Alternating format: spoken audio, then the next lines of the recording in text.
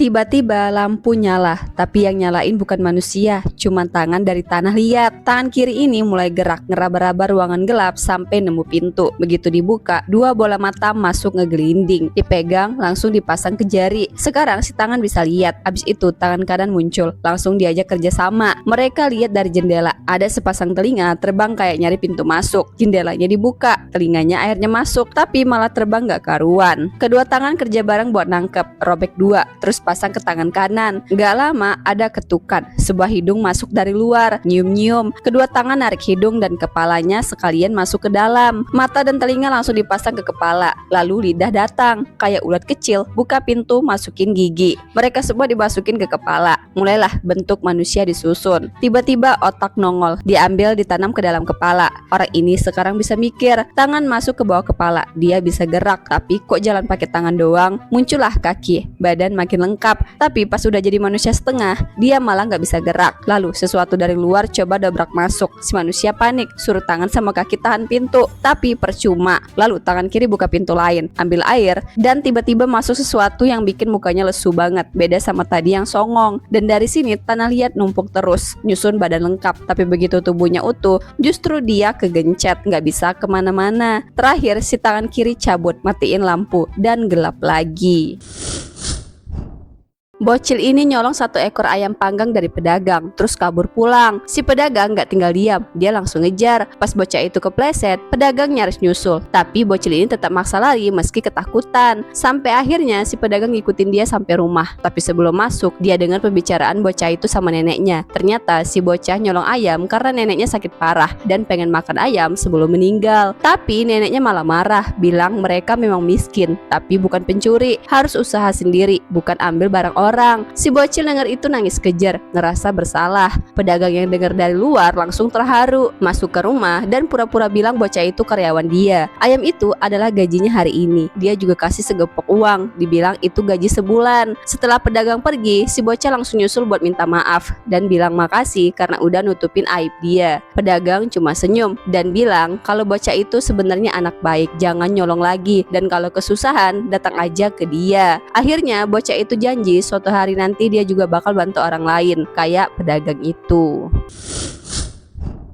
Cewek ini iseng buka laptop cowoknya, terus kaget karena drive C-nya udah full banget. Dia penasaran dong isinya apaan sih sampai segitu penuhnya. Sambil telepon sama cowoknya, dia buka folder-foldernya satu-satu. Cowoknya langsung panik, bilang itu cuma film aksi titipan temen dan nyuruh jangan dibuka. Tapi si cewek malah nemu folder tersembunyi yang kayaknya mencurigakan. Cowoknya langsung lari dari tongkrongan, ngajak temennya buat bantuin hapus semua file di rumah. Temennya kasih ide, suruh ceweknya turun ke bawah dengan alasan ada kejutan. Pas si cewek keluar, mereka buru-buru ngehapus file film aksi itu. Tapi masalah muncul, tombol enter hilang karena tadi sempat dibanting temennya. Mereka panik, si cewek udah hampir sampai rumah. Akhirnya nemu tombolnya, tapi begitu dipasang, komputernya malah error. Si cowok udah pasrah, tapi temennya maksa dia buat balik ke rumah. Siapa tahu masih sempet kan. Pas si cewek sampai rumah, ternyata si cewek udah buka laptopnya dan lagi telepon sama ibu si cowok yang ngadu. Sepasang suami istri abis dapat kompensasi 50 juta yuan dari pemadam kebakaran gara-gara mereka dulu nuntut cuma karena salah satu petugas sempat ngomel pas lagi nyelamatin si istri dari rumah yang hampir ambruk. Padahal awalnya si petugas udah siap minta maaf, tapi pas dengar nominal ganti rugi segede itu, dia langsung nolak. Sayangnya karena tekanan dari atasannya, dia tetap harus bayar dan minta maaf di depan publik. Pasangan ini bukannya cari rumah baru, malah beli mobil sport dan ngebut-ngebutan sambil pamer mesra di jalan. Karena instan, mereka kecelakaan dan nyungsep di tumpukan tanah. Pas pemadam datang, bukannya langsung nolong, mereka malah nontonin dan senyum-senyum. Bahkan petugas cewek ini yang pernah bermasalah sama mereka ngelakuin secara langsung kejadian itu. Soalnya mereka semua masih kesel sama pasangan itu yang dulu udah bikin mereka dapat masalah. Waktu mau dievakuasi, dokter tim bilang kalau asal tarik, tangan mereka bisa copot. Satu-satunya cara dikorek pakai skop pelan-pelan, dan itu bisa makan waktu 2 hari. Si istri ngamuk, minta cepet-cepet keluar. Akhirnya si komandan ngasih syarat, mereka baru dibantu kalau mau minta maaf di medsos dan klarifikasi semua drama sebelumnya. Karena udah gak tahan bau dan malu, mereka akhirnya langsung setuju dan mereka pun langsung diselamatin.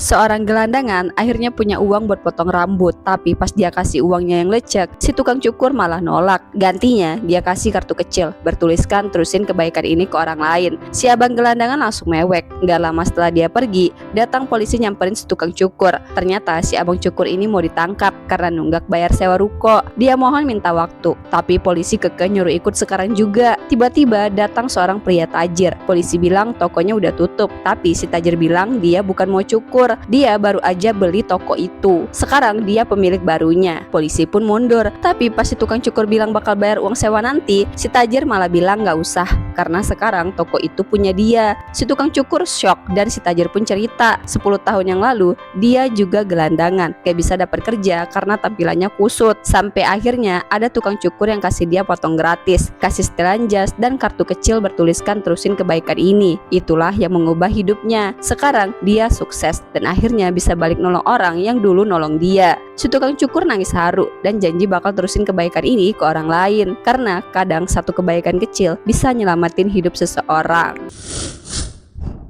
Ada seekor kucing biasa yang gak sengaja minum cairan pembesar dari percobaan pemiliknya. Seketika dia langsung tumbuh jadi raksasa. Dia mulai dari nginjek orang sampai ngacauin kota. Semua orang panik, alarm nyala, dan jet tempur langsung dikerahkan. Tapi kucing ini malah nembakin sinar dari mulutnya. Jet langsung hilang. Ternyata si pemilik datang bawa senjata rahasia, makanan kucing kesukaan si Meong. Dia lari sambil bawa makanan itu buat ngejauhin kucing dari kota, sampai akhirnya ke tempat sepi. Pas kucing buka mulut mau makan, si owner cepet-cepet lemparin cairan pengecil badan, dan ya, kucing langsung balik ke ukuran normal. Tapi baru aja lega, cairan pembesar tumpah ke celana salah satu petugas polisi. Lihat hasilnya, cewek di situ sampai nutup mata saking shocknya. Kira-kira mereka lihat apa ya? Ada seorang penulis yang lagi buntu banget, gak bisa nulis satu kata pun. Suatu hari tangannya tiba-tiba berubah jadi elastis kayak karet dan malah kejebak di mesin ketik. Setelah berusaha keras, tangan dia malah berubah jadi keriting. Demi kerjaan, dia naruh tangannya di kulkas biar bisa kembali normal. Beberapa menit kemudian, tangannya jadi keras banget, tapi pas dia coba ketik lagi, tangan itu malah jadi keriting lagi. Nah, suatu hari, tetangganya yang cewek minta tolong buat nulis surat. Meski dia lagi gak mood, dia bantuin juga. Tiba-tiba, tangannya malah terjebak di mesin ketik dan jadi elastis lagi. Cewek itu tiba-tiba bisa sembuhin tangan si penulis, tapi cuma bilang kalau dia mau bantuin nulis surat, baru si cewek kasih tahu caranya. Setelah nulis surat panjang banget, ternyata cewek itu bilang gak tahu caranya. Si penulis marah dan langsung usir dia. Pas balik ke mesin ketik, si penulis malah jadi kecil dan jatuh ke mesin ketik. Ternyata si cewek itu ada di sampingnya. Mereka berdua malah jadi nari bareng. Pas si penulis mau kasih surat ke cewek itu, dia sadar cewek itu sebenarnya gak ada. Jadi tetangga cewek itu cuma hayalan si penulis aja. Semua yang terjadi, dari tangan yang berubah jadi keriting sampai nari bareng, itu semua bagian dari ilusi dia, cuma bagian dari pikirannya yang lagi frustasi.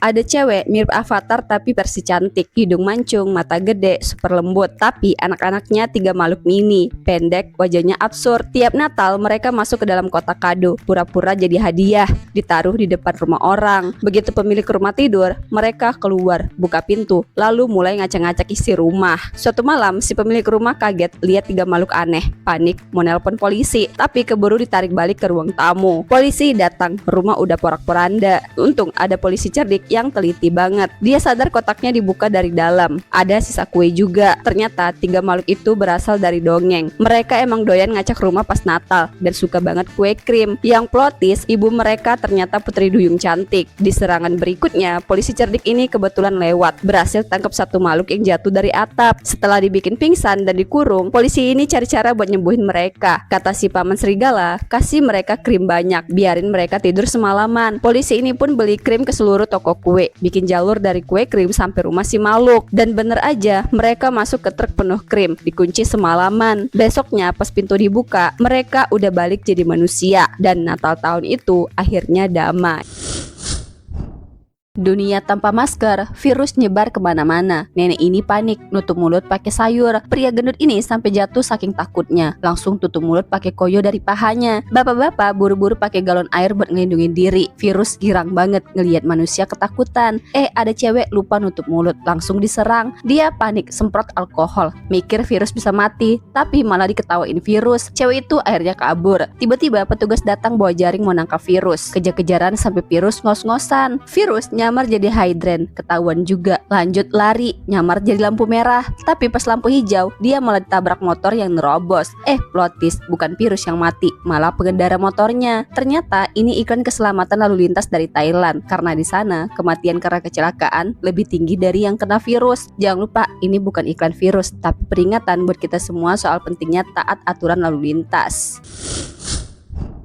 Ada seorang wanita yang tiap hari duduk di tepi jurang buat ngerajut sial. Katanya sih buat suaminya yang udah pergi, tapi ternyata dia adalah pasien gangguan jiwa. Dia udah ngerajut semalaman dan sialnya udah panjang banget. Pas dia nendang gulungan sial yang kusut, sialnya malah jatuh ke jurang. Narik semua rajutannya ikut meluncur. Tapi si wanita belum sadar, dia malah makin semangat ngerajut. Sampai akhirnya sialnya ketarik kenceng banget. Dia jatuh ke tanah dan baru sadar ujung sialnya udah di tengah tebing. Bukannya berhenti, dia malah makin ngebut ngerajut karena takut sialnya ikut jatuh. Tapi makin panjang, makin berat juga. Pas benangnya habis, dia panik. Biar gak ikut jatuh, dia malah ngerajut rambutnya sendiri ke sial itu. Tapi tetap aja, dia ketarik. Sampai harus tusuk tanah pakai jarum biar gak jatuh. Sayang jarumnya patah dan dia pun ikut terseret jatuh ke jurang. Beberapa saat kemudian dia muncul lagi dari bawah. Ternyata sial itu narik rambutnya sampai putus. Makanya dia selamat. Tapi dia masih belum kapok, masih mau ngerajut lagi. Padahal benangnya udah habis. Ngerasa udah gak waras, dia buang jarumnya ke jurang. Lalu sekarang dia malah ngerapiin kuku tangannya pakai gunting.